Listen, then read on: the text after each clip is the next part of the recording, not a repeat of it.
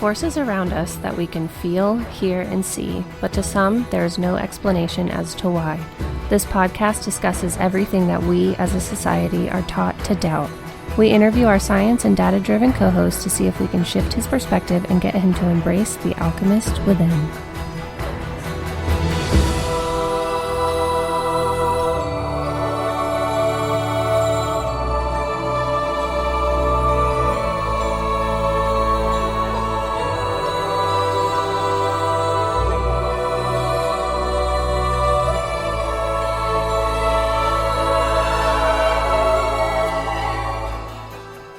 You had questions and we have answers. Welcome to our first Coven meeting where we engage directly with you, our listeners.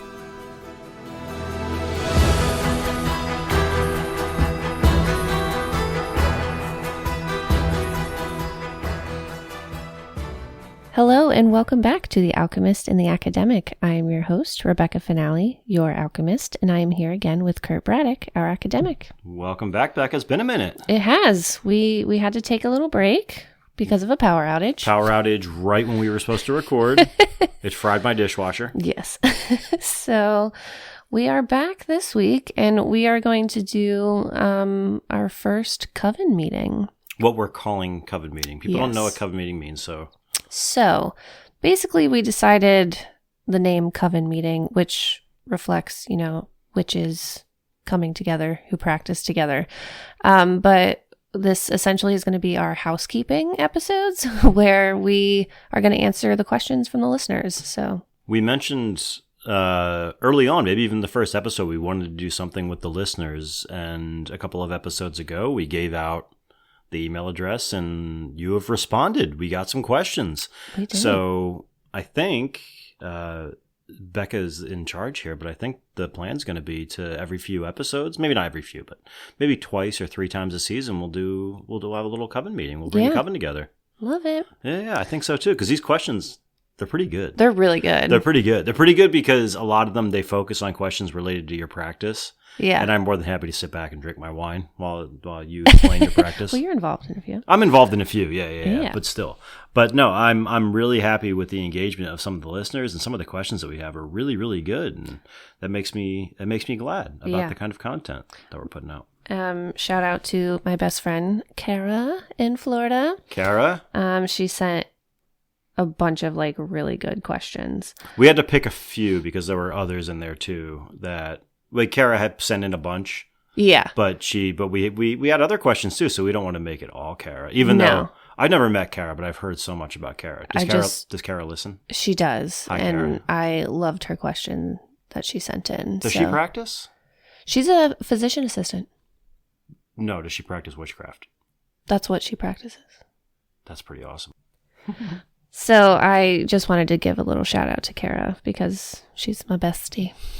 And I haven't met Kara. I've heard a lot about Kara. She was at my wedding. She's my maid of honor. I don't remember your wedding because I had a really good time. Yeah. I had a really good time. Was it your wedding or Kyle's wedding where I put on the Morty head? That was Kyle's. Yeah. Yeah, okay. But I still had a good time at your wedding. Also at Kyle's wedding, you had to put the garter on me and you didn't remember. No, I remember. It was me. I remember putting it on, but I didn't remember it was you because we hadn't met yet. That'll be a story. That'll be a story. That was hysterical. Okay, at the end of this Coven meeting, we will describe that story. Oh, jeez. Yeah, at the end of the Coven meeting, we'll tell that story. Embarrassing. Yeah. All right, so Kurt is going to read the questions, and I will answer. Oh, before we get started, hello. You have something different. I do. I noticed it in my kitchen. It's not what it normally is. It still is a vodka club soda, but I added, because I don't have lemons, sadly, I added some of, the Body Armor drinks. Yeah, they're delicious. I like them. Yeah. And hydrating. And there's a new flavor that's like passion fruit tropical punch. So yeah. I hadn't discovered Body Armors until a couple of years ago. I went to Colorado and almost summited Gray's Peak until I was like, I'm going to fall off this mountain. Mm-hmm. But when we got back down, I was like, I want to try a Body Armor. And it was perfect for what I needed. Yeah. I am having... because I have varieties. I think the last time I had was like a hot chocolate with a bunch of booze in it. Yes. But this time, just red wine at your recommendation. Angry Bunch Zinfandel. Yes. A 2014. From Lodi, California. Is Lodi a town? I didn't know that. Pretty sure. or it's a region.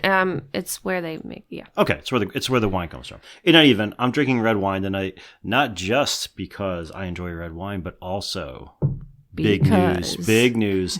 One of Becca's favorite stories is Dracula, and she has never seen the 1992 classic Bram Stoker's Dracula by Francis Ford Coppola. And as a movie fan, I can't let that stand. So we're going to be watching that after we record. Yes, very excited. Yeah, so red wine for me tonight.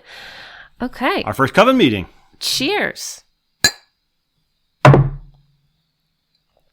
the Coven. Very, very good. To the Coven. Okay. Okay, so let's see some of these questions. Let's jump right into some of these questions.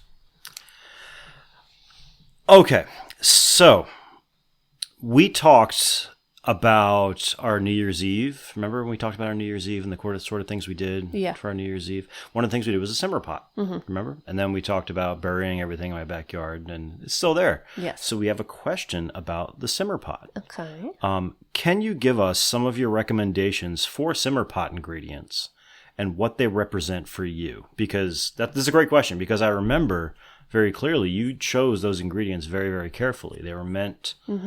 they were chosen specifically for my house at that time, given everybody's goals for 2025. So let's revisit that simmer pot, and then let's talk about why you chose those ingredients, and then how other people can choose ingredients.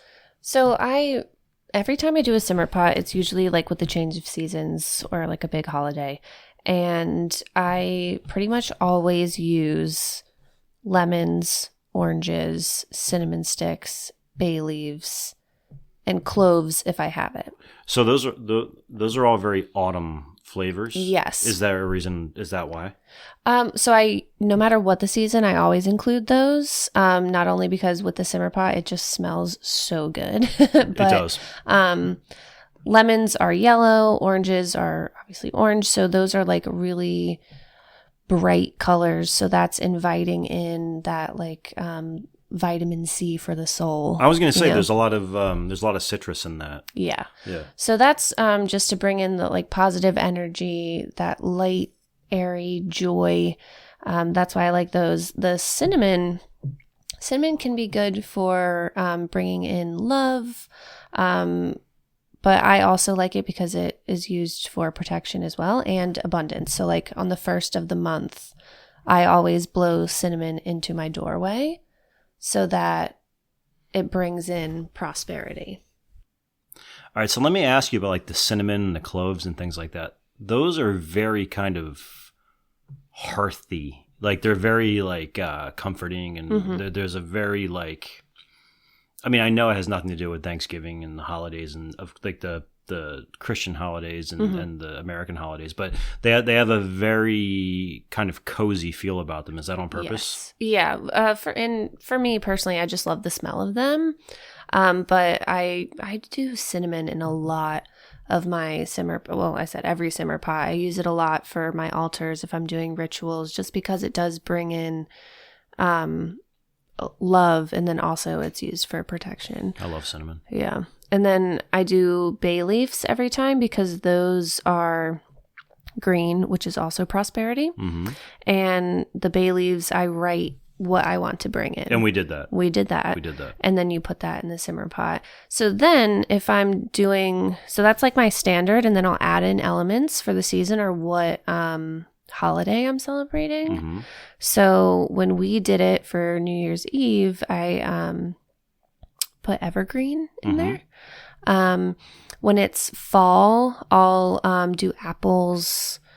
Although I have a question about the apple. Like, is the apple specifically chosen? Well, I'm not sure where I'm going with that question. Is the apple specifically chosen for a particular reason other than the fact that you like it? Well, it's a representation of fall. Okay. Yeah. So I don't know when they grow, but I think a pear is a fall fruit too, isn't it? Okay, so you could do I think fall and winter. Yeah, you could do pear. Pear's my favorite. I love pears so much. It's so good. I try not to use because I don't want it to get too mushy, you know? Oh, yeah. Well, the flesh of an apple it maintains its constitution a little bit more. Yeah. And I like, the apples, the lemons, and the oranges. I like things with seeds because I think of it as like I'm planting seeds. And we did that. Yes. Yeah. Okay, so... Yeah, pears don't have seeds. They say do. Pears have seeds. Yeah.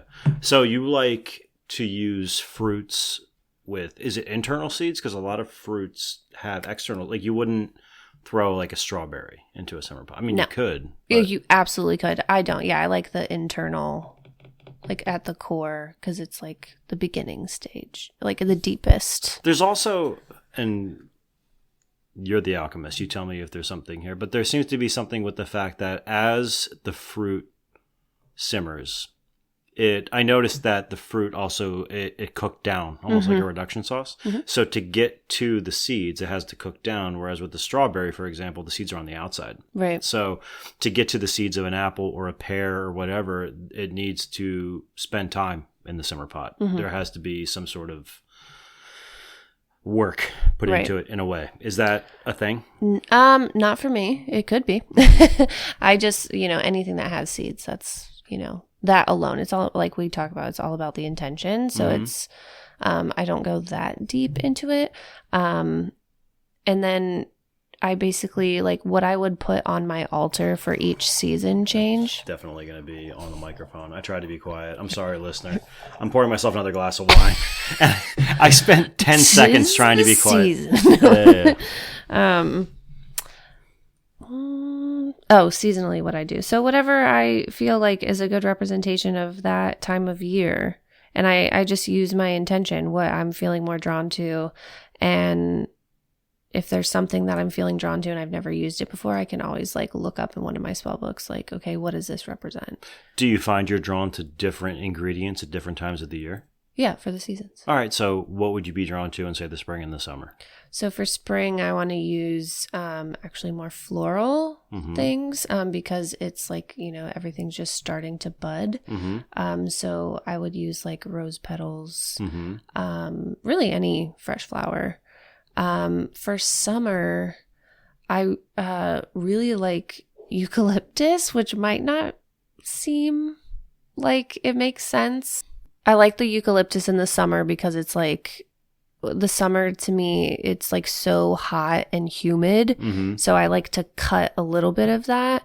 And the eucalyptus is like bright green and it's just like crisp, like refreshing. Could you throw like mint in there or something like, what's that one? It's an herb that some people, it tastes like soap. I love it. Cilantro. Cilantro. I love cilantro. Could you throw cilantro in there? Yeah, you could throw whatever you want in there. Yeah, but that seems like it would be a good like summer thing. What it sounds like, honestly, like it sounds like an alchemy version of the kinds of beers you get from microbreweries because you often get very light beers in the spring and the summer. You get kind of cooler tastes, and in the winter you get something more kind of hearty and, and a bit warmer. You know what I mean? And that's just my personal practice. You can literally put whatever you want into a simmer pot.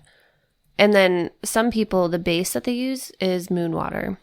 So that takes us to our next question. Excellent transition. Was this Kara? Can you talk more about moon water? Is Kara curious about moon water? Yes, she is. I think she might be curious about moon water. So Kara asks, sorry, Kara. Hi, Kara. Can you talk more about moon water? How do you make it and what's it used for? And this is actually interesting because I was recently listening to, I think it was on the Witch Wave, Witch Wave podcast, on which there is an Alchemist and Academic advertisement. Check it out on the latest episode. But they talked about moon water. And you and I had talked very briefly about moon water, I think on New Year's Eve as well. Yeah. I don't exactly know what it is. Can you talk about what it is, how you make it, and why you use it? So moon water is just water that has been charged by the moon. So you get a like big glass container, you fill your water, and then you put it under the full moon. Okay. I've also done the new moon. I've done the eclipse. Don't recommend that. Well, okay. So wait. Okay. So explain what it means to charge the water with the moon. And then I have a question about what the different moon phases do to the water. because you just said, I don't recommend charging water with a moon in eclipse. Mm-hmm. So that suggests that charging water or making moon water under different conditions has different output. Yes, but again, intention is key, right? So when you charge the water under the moon, you are putting the water, like I said, in the glass container, putting it out under the moon, and then the moon's energy is just charging up that water. Mm-hmm. So the next day when you wake up, you take it, there's your moon water. New moons are really good for what you want to manifest, what you want to bring in. Full moons are better for what you want to release and let go of. Eclipses are just crazy energy. So, and you can look like what sign the moon phase is in and where it's at so that you can get even more insight. So if it's a full moon in Virgo, right? So I'm a Virgo sign. You can take those qualities of that sun sign and apply it to what you want to release. So charging water, turning it into moon water while the moon is in Virgo would be different than charging it while it's in my sign, Pisces. That would be different. So it's still going to be moon water. It's if you're doing it under a full moon, no matter what sign, it's still going to be full moon water, which is better for releasing. But like I said, it's all about your intention. So it also depends on what you're using the moon water for. So if you are just wanting to drink the moon water a little bit in the morning, and really start your day with the intention and the energy of what you were trying to cultivate, you can do that. You can use moon water as the base of your simmer pot. So if you're doing a simmer pot for Yule and you do it on a full moon, it's so you're going to be celebrating Yule, and you would put in elements of what you want to release because it's a full moon, if that makes sense. It does. It does. But let me ask a question. Why is the moon so special? Why is there sun water? Is there Venus water? We can't really see Venus. You can sometimes. Yes. Venus they call the morning star because you can see it mostly at 4 or 5 o'clock in the morning at certain times of the year. Mm-hmm. It's prominent. I love astronomy, and my wife got me the coolest telescope. It's the best. She got me the coolest looking telescope, and it works really, really well. It's great for a starter. I'm getting I'm going to get a super powered one. Anyway, this is all to say that at certain times of the day and certain times of the year, Venus, Mars, Jupiter are very prominent. Could you make Jupiter water? Could you make Venus water? You absolutely could. Mm-hmm. The moon and sun obviously are more prominent. We see them every day. Of course. So, those are going to be more available, right? Mm-hmm.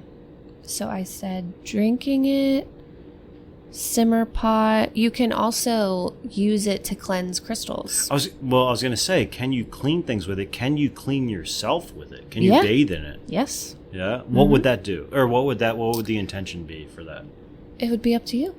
So if you are bathing with moon water, it's cleansing in general. So then if you were trying to cleanse your own negative self-talk with money, right? Mm-hmm. How you're having this negative perspective, you feel like you can't make enough money, you're lacking financially, if you just want to change that mindset, then you can do moon water under a new moon. So you can manifest new money coming in and new beliefs. You could also do full moon water where you are releasing those old thought patterns, and then you bathe with it. Okay, so that kind of answers my next question: is what distinguishes moon water from just, for example, let's say your goal is to cleanse yourself of negative thoughts surrounding money, for example. What distinguishes moon water from water out of the tap that's not blessed by the moon? What's the difference if you have the intention for both? Mm-hmm. But it sounds like there's actual power in the moon.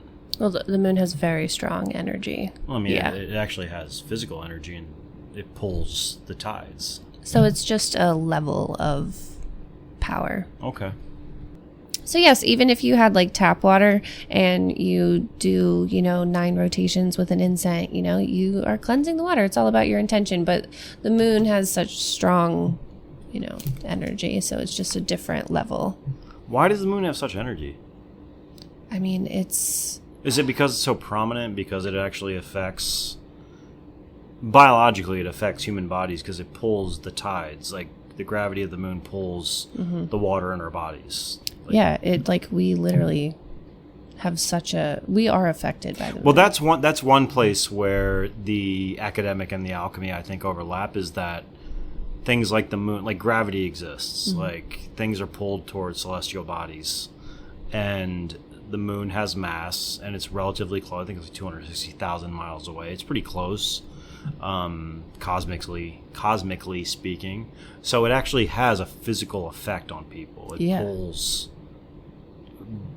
body fluid, water, blood, everything in the direction depending on how close or how far away it is from the earth. So I'm kind of on board with that one. Yeah. A little bit. This is just my personal outlook. Other people might think differently, but with the moon, at least with my acupuncture background, with theory of yin and yang, yin is representative of the moon. It's like that dark, and yang is the sun. Okay. Yang is more masculine, yin is more feminine. Now, I think of moon and sun as both goddesses. I think of everything as female. But the moon has even more of just like a feminine vibe. So I feel like it taps into that like female empowerment, and I just feel the energy more. It's interesting you say that you think of the moon as being more feminine, because I'm not sure when, and I'm not sure the context, but I know that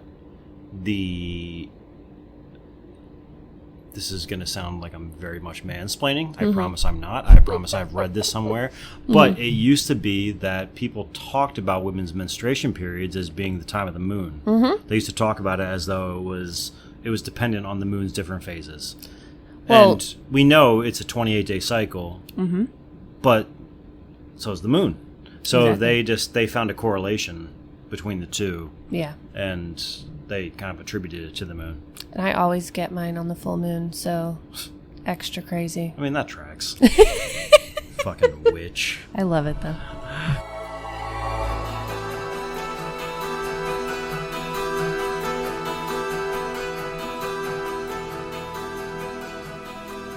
Okay, so it's interesting. We were talking about like the phases of the moon, how it actually connects to biology, and how gravity actually affects us here on the surface of the earth. And there is an overlap between alchemy and the academy there, if we talk about the academy. So somebody asked a question about me, which I love. What is one thing Kurt has been less skeptical about since starting the podcast, and what is something he is still skeptical about? This was also Kara. Oh, well, it was also, so this is Kara's question as well. Hi, Kara. Okay, so this is actually a good question. The one I'm less skeptical about is probably acupuncture. Knew it. Yeah, probably acupuncture, because I have felt physical responses to the acupuncture needles, and I can draw logical lines between those physical responses and bodily or psychological changes to those things. So I think acupuncture is it. And I would say I wasn't a complete disbeliever in acupuncture when I started, but I'm more of a believer now. I would never do acupuncture alone as a cure or something to something, but I do think it is an excellent supplement for certain things. So I would say acupuncture probably. Okay. If you had to guess, what do you think I'm still skeptical about? Everything? No. There is one thing that I'm more skeptical about than anything else. Oh, that's tough. We've covered it, or is it an upcoming episode? The ones we've covered. Okay, for the ones that we've covered. And we've only covered a handful so far. Yeah. I feel like it would be witchcraft. Tarot. I was going to say tarot, but no, you got the world twice, man. Come on. That's how probability works. Oh, jeez. It happens. What was the probability of you getting that? Let's see. How many cards are in there? 78. Or was it 76? Shit. Well, it doesn't matter. It's one in whatever how many cards there are. Yeah. That's the probability. And you got it twice. That's not 0, though. Okay. You were real convinced that night. I mean, when you pull the card, fucking for sure you're convinced. Well, not convinced. That's the one. So it's not the pulling of the cards that makes me skeptical. It's the interpretation of the cards that makes me skeptical. Because the interpretation of the cards can go any different way. So I'm still skeptical. False. Well, we're having a tarot part 2. All right, we'll do a tarot part 2, but I'm still skeptical about tarot. Witchcraft, that was almost the one I'm most convinced about, beyond acupuncture. Yeah. Well, honestly. it's a spiritual practice. Yeah, no, you know? I wouldn't know this if I didn't know you, but Becca's nail just fell off. Fucking cheap ass nails. I had a predisposed notion about what witchcraft was before we started this podcast. My understanding of what witchcraft is has changed since then, and every time we do another episode, I feel myself being more drawn to witchcraft. Honestly, like I could see myself like if I talk about myself spiritually, which I haven't really done on the podcast, talking about like my own spirituality. Yeah. I am very drawn to the Northern European, the Nordic approach to, I mean, I guess, quote, religion, because they worship trees, they worship the ground, they worship what they saw, you know what I mean? Yeah. And so for you, the tangible. The tangible, but it's also like, people think about witchcraft as being a worshiping of the evil intangible, right. Or at least that's the general understanding of it. But the longer that I've known you, the longer I recognize it's not the case. Yeah, wrong. It's very consistent with the Northern European, Nordic, the way that they approached spirituality. Yeah, it's considered a branch of paganism. Yeah. So they worshipped what they could see, what they could engage with, which I can appreciate. I can appreciate that quite a bit.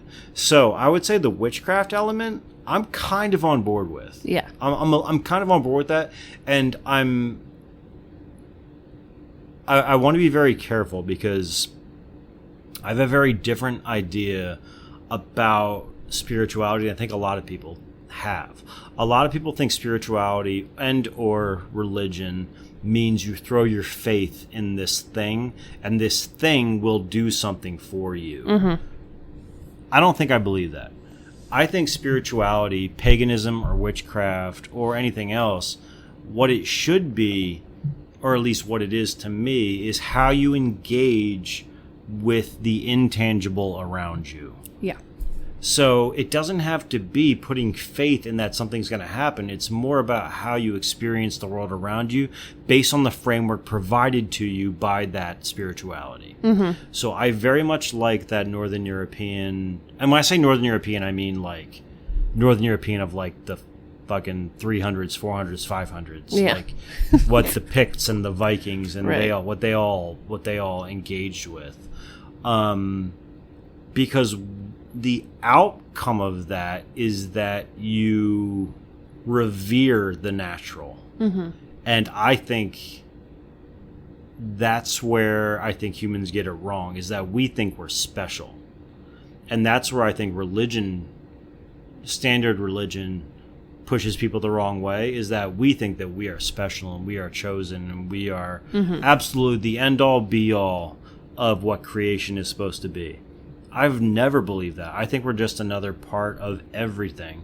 And Nordic spirituality and witchcraft seem to embrace that. They see humans as being part and parcel of the larger natural order. Yes. Which I very much like. Yeah. I think that to me is much more meaningful than that there is a father figure in the sky who's judging me for what I do. Yeah. So definitely. And I mean, I won't talk about how I'm concerned about the environment and climate change. right now. But what, I keep saying, like, Mother Earth is angry right now. We're seeing all of these like crazy things happening and like natural disasters that are unprecedented. They haven't happened before. And it's because we're not honoring the earth. We're bulldozing everything. And, and that's part of expansion. I get it, but that's why I'm just like, we come into this world and then we go back into the ground. Yeah, we ashes to ashes, dust to dust. So, and I actually think Christianity, there's a part of that in Christianity too. I think they recognize it.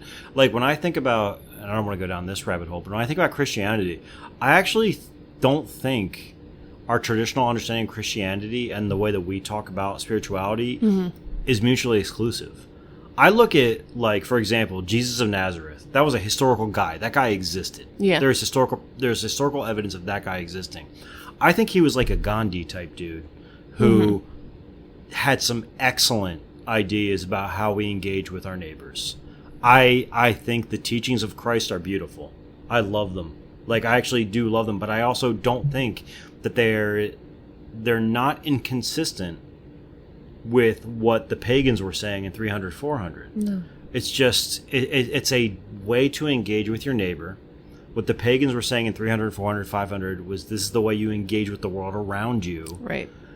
And I have no time for ideologies that disqualify any group of people or any element of nature in a way that, I guess, heightens any other group. Right. You know what I mean? Completely agree. So this is why, like I say, like, even as an empiricist, as somebody who bases themselves and bases what they do on data, I think that what I've learned from you about witchcraft generally, it's mostly about reverence of nature.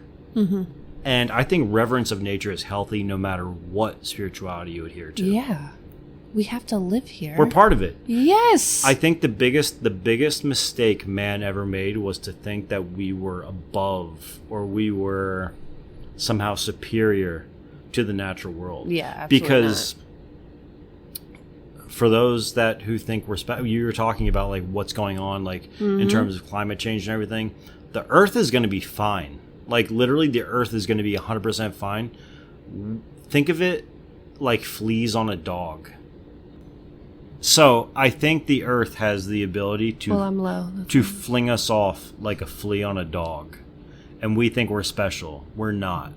The Earth is what is permanent, at least until the sun blows up or that asteroid comes and hits us. No, we'll be fine. It's fine. We'll talk about that. Yeah, it's fine. But in any event... Anyways, my point is that we as humans think we are special. Mm-hmm. We are not. Yeah. We are just a point in evolution, a special point in evolution to be sure, but just a point in evolution, and the Earth is going to be fine.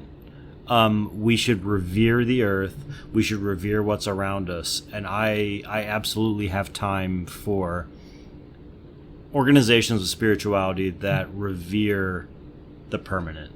Yeah. And I think the Earth is permanent. Mm-hmm. Does that kind of dictate my spirituality relatively well? I think so.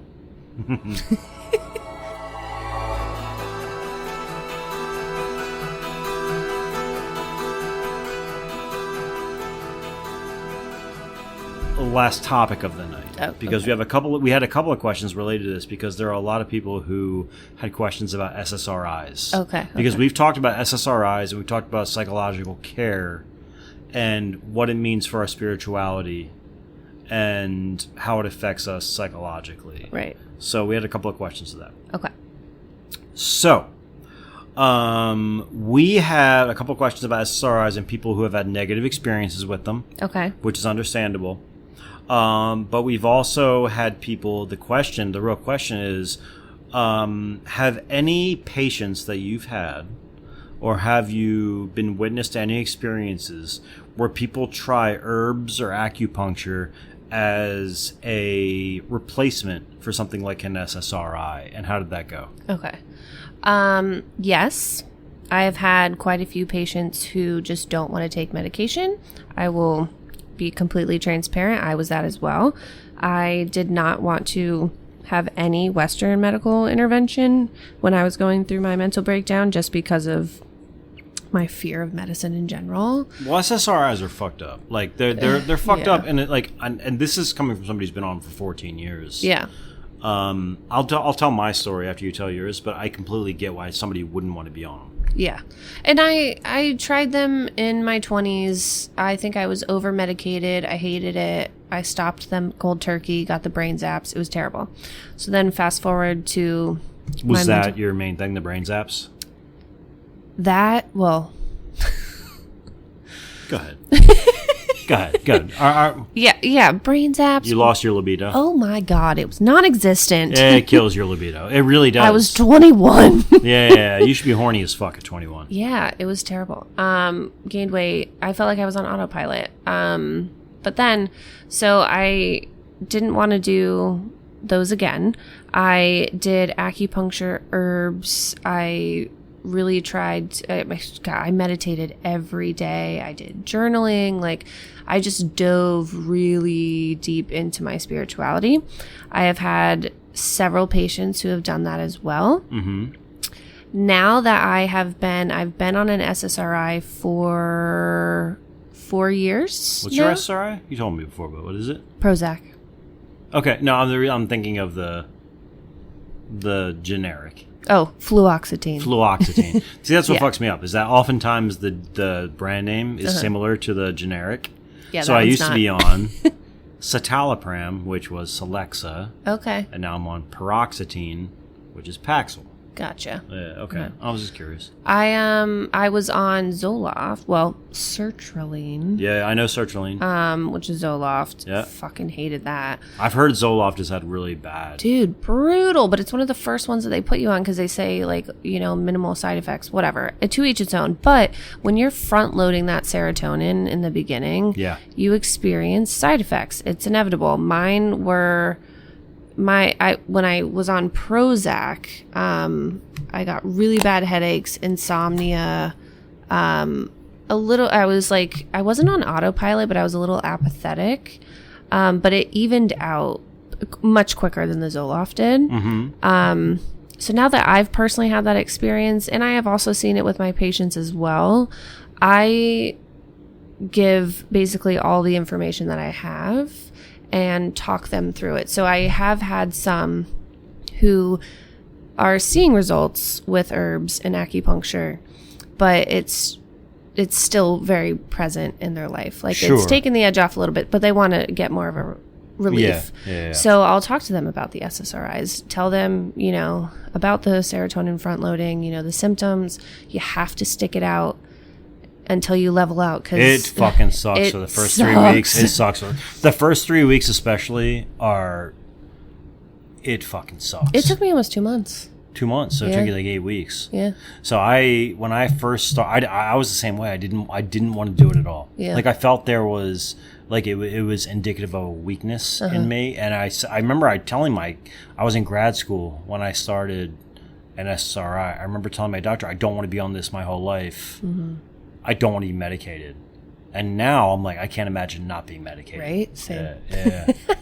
Yeah, I didn't want to be dependent on anything. Well, it wasn't until I recognized that depression and anxiety, for me, I have treatment-resistant depression, I have anxiety, and I also have clinical OCD. Not the cute OCD you see on TV. I have I'm going to look into every element of this problem OCD. Like, it's not good. But it wasn't until I got deep into it that I realized how important those SSRIs are. Mm-hmm. Yeah. Yeah, I don't think I will ever be off of them. But it's also really important to have a practitioner that you trust. Mm-hmm. So, you know, I was really lucky to find my psychiatrist, and I told her my experience on Zoloft and how I did not like it, and she recommended Prozac, and I told her I'm also very sensitive to medication. So I started out with a pediatric dose. I was on that for 1.5 years and I was fine. And then, you know, whenever I had a shit ton of deaths and you know, started going into depression, we went to 20. So I'm still on the, like, minimal standard dose that they give adults. On the maximum. I'm on the max. I mean, if I wasn't sensitive, I would be on the max. But I just. But the max doesn't even. So that actually gets to the question that's asked. I understand the question. I don't know who it came from, but the question shows some reticence about SSRIs. Mm-hmm. SSRIs are a fucking miracle. Like they're terrible in some ways, but the ways that they affect our brains, like I can't even tell you how many suicides they've prevented. I can't. I mean, so many. But I will also say, having tried other therapies, they're not the only solution. Right. And they might be. SSRIs might be part of a solution for you, mm-hmm. but what sucks, dear listener, is that if you have mental health issues, the only way to get to the other side is to find out what works for you, and that takes a lot of trial and error. That's why I always say stick it out. Like no matter what you're doing, it fucking sucks. You just want to feel better, and it can be very daunting. But that is why the acupuncture and herbs saved my life, because when I tell you the suicidal mm-hmm. ideation every fucking day. Well, I'll even say, if you remember do you remember the first time that you gave me acupuncture, what it was for? Your panic attacks, right? Panic attacks and anxiety. Yeah. I was on the verge of like suicidal ideation. I wasn't quite there, but I was at the point where I was like, I just want an off button. So I was willing to try anything. There have been several points where I had plans. Like I literally That's the danger part. I was very close. If you ever get there again.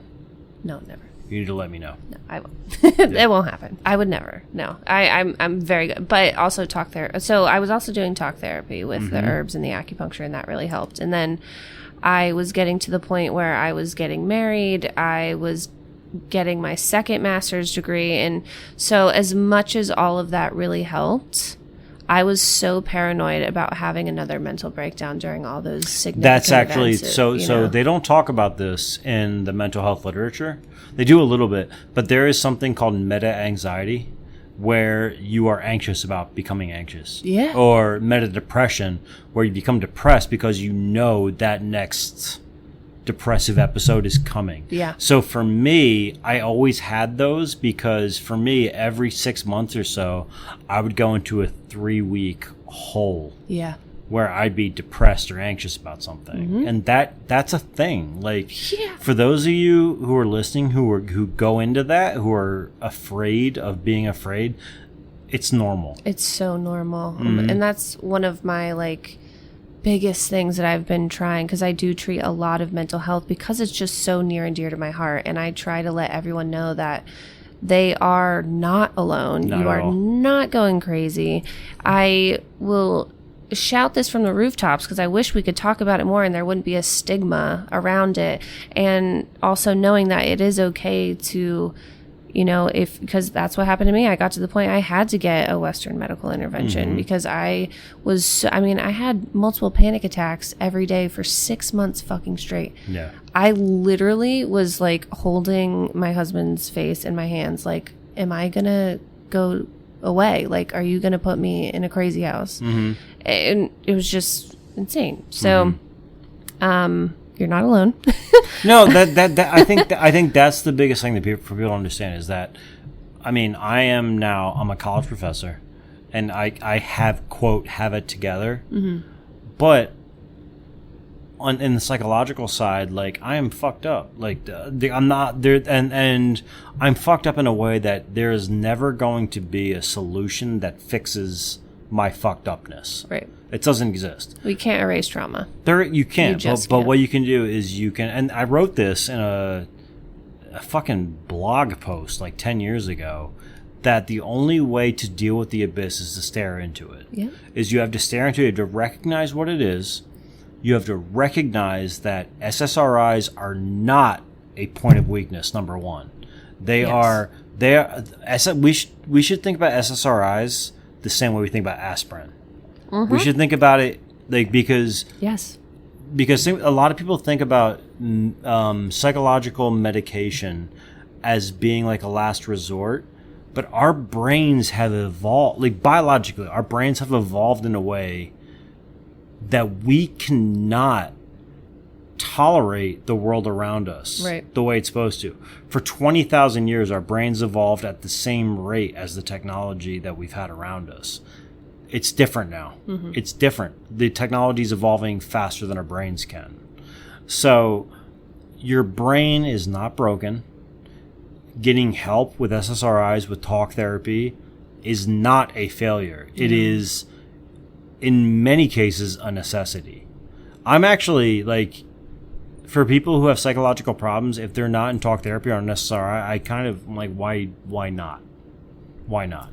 Well, and that's, why they would write that question and, just wondering. And I'm really glad that question was asked, because I could talk about that forever. I'd also, last point I'll make, I think that in the next 5 years, we're going to see a normalization of psychedelics and psychedelic type therapies, because all the academic literature shows so far, the controlled experiments show that things like esketamine, like I'm on, or ketamine, or something like that, under a doctor's care, not this fucking microdosing where you go in your basement and just figure out how many mushrooms you can take. No. But like I know it seems like an alternative medicine, but medical professionals have figured out that some of these alternative therapies, what used to be alternative therapies, do work. Yeah. And they're trying them. Mm-hmm. And they do work. So I'll say, like, esketamine, we've talked about it kind of here and there. Mm-hmm. I haven't had a panic attack in 2 years. It's the longest I haven't had a panic attack in, how old am I? 43? In 13 years. In 13 years, I haven't gone 2 years without a panic attack. I'm at 2 years now. That's awesome. It's incredible. Yeah. Then I credit esketamine for that. The last thing I'll say about it is any kind of medical therapy you undergo, whether it be talk or medicinal, you're never going to notice the change. You're never going to recognize I'm good now. It just kind of happens. And you kind of just... Yeah, it's a subtle shift. You're kind of just okay. You slowly go back into... Yeah. Or I mean, for me, I'll give a very specific example. For me, when I was 38, 39, I was having severe panic attacks about turning 40 because I was like, I'm going to fucking die. I'm going to die. I'm going to die. I'm going to die. I'm going to disappear. And I can't deal with that. And that was persistent for a while. Now, being on an SSRI, going to a therapist, doing esketamine, I'm like, I mean, I'm going to die, but it's okay. Who gives a shit? Yeah. Like, it's no big whoop. Mm-hmm. So, from getting from A to B, you don't notice the change, but the change comes in. And I want to end by giving, like, one last piece of corny advice. And I feel like you do the same, because we've both been in that position. Okay. I just want to tell people who are suffering, like people who come to this podcast and who feel that depression, that anxiety, like, there is a release valve other than the most extreme. Mm-hmm. It doesn't feel like it, because I've been there. Yeah. I've been in that position where there's no release valve and you're just looking for an off button, and we all know what that off button is. Yeah. You don't need that off button. There is another off button. So I'll leave it at that. Mine is always, and I think I've said it like 3 times already, but I always just say, like, you're not alone. Yeah. Like, there have been so many people who have been experiencing that before, but when it's your first time experiencing it, or it's been like just relentless, it's hard to, pull your head above water or actually see, it's very easy for us to go into those, that negative self-talk, thinking that we're damaged, or, there's nothing that... And just go to that dark space. Yeah. But you are amongst friends on this podcast.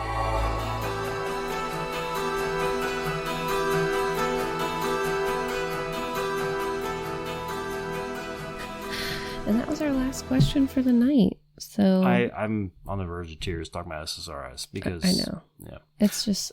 It's a lot. We love you, listener. We love you. Shall we watch Dracula now? Yes, we're going to watch Dracula.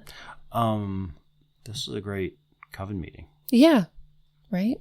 I would like for others to also email alchemistandacademic@gmail.com with any questions you have. Yes. And then eventually we'll have a Patreon and you can call in to the Coven meeting. Live. Yes. Live. Yeah. I'd also like to pull people into my basement and have them join us for That'd a be couple cool. minutes. Yeah, I think that's going to happen too. Yeah, for sure. But for our first Coven meeting, I think this is very good.